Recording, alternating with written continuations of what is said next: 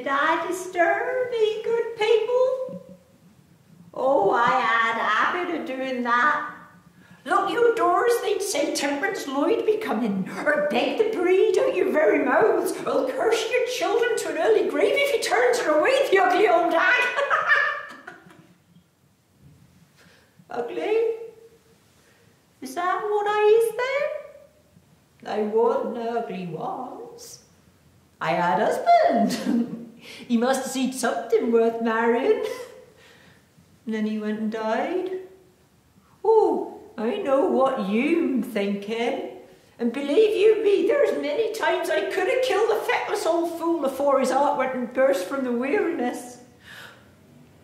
But I loved and I did. Even when he had that evil temper when he'd been drinking. But he went and died and I had naught. And if I could have magicked he away, don't you think I would have magicked him back again when he needed him to protect me? You people nowadays, you don't know what 'twas like back then for a woman on her own. He went and died. I had naught. Food was scarce enough back then for they that had, but for they that hadn't, well, 'twas beg or starve. Oh, he had friends I could go to. Their wives didn't like it. No. They don't want no single woman turning up on their doorstep who's bereft of meat and company for reasons well, I can only hazard a guess at. So of course I cursed they smug bitches with their cold hearts and their sneering faces. For when your belly's churning and turning from want of food and your feet is white blue with cold, why wasn't gonna bob her a curtsy, was I, and wish her a good day, ma'am, when her slammed the door in my face? That didn't make me evil, did it? I just wanted what they had, but you see, 'twas out my reach. Was it so wrong of me to expect Christian charity from my neighbours and a cursing when they didn't show me no Christian kindness? And when that happens, day in, day out, you know, living becomes such a struggle. And my mind starts to wander and I can't think straight no more. So when they comes telling me I'd been killing people and I'd been making the ill, why, I didn't know whether 'twas true or no. I didn't know.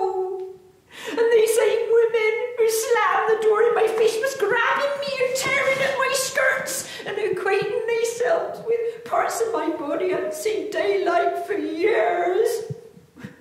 'Twas they found the proof I'd been suckling the devil. Maybe, I don't know.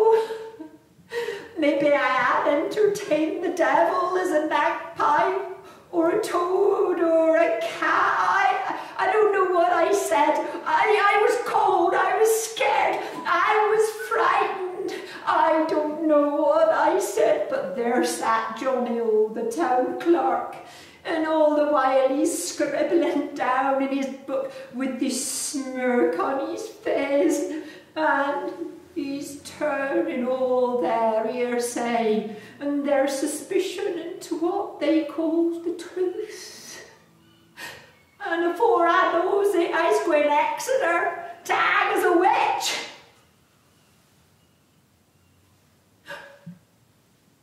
They gave the apple on my way to the gallows. Oh.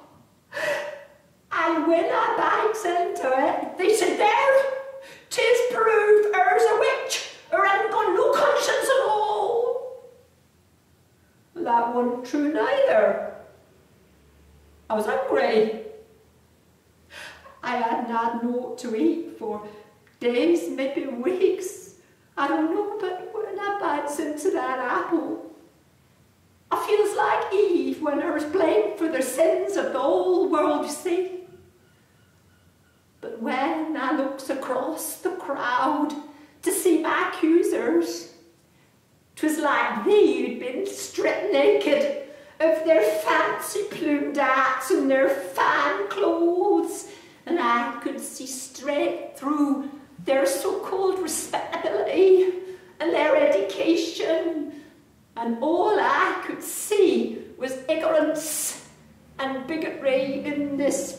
sort of, well, we don't really care. So that's why I comes back here, to the house of John Hill, the town clerk, to set his record straight, and to tell you all that I, Temperance Lloyd, my two dearest friends, Susanna Edwards and Mary Travis, God bless their souls, but us were no witches. Us was poor, simple women who was treated like garbage to be got rid of at will. And I ask you, how do we treat your old people now, 300 years since? How do we treat them when they be frail in body and mind? Be they a nuisance we'd rather be rid of? Well, you're going to be a nuisance one day, me handsomes, unless you learn your children better. I said to him, unless you learn your children better. So I'm going to ask you again, you good people, do I disturb you? Oh, I hopes I do. Oh, I really hopes I disturb you. I hopes I disturbs you enough to want to save this your house from maybe the home of the famous Grenville family, but 'twas also the home of John Hill, town clerk, who wrote down the accusations against us.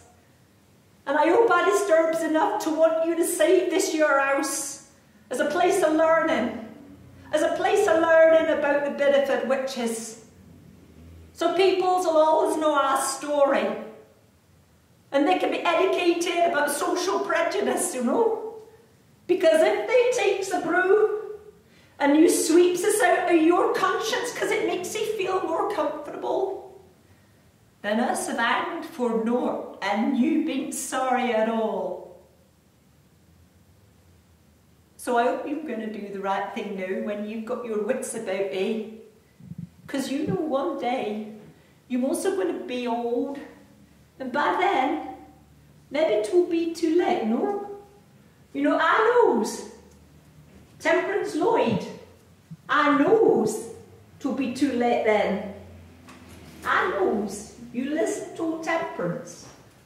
Old Temperance knows 'twill be too late.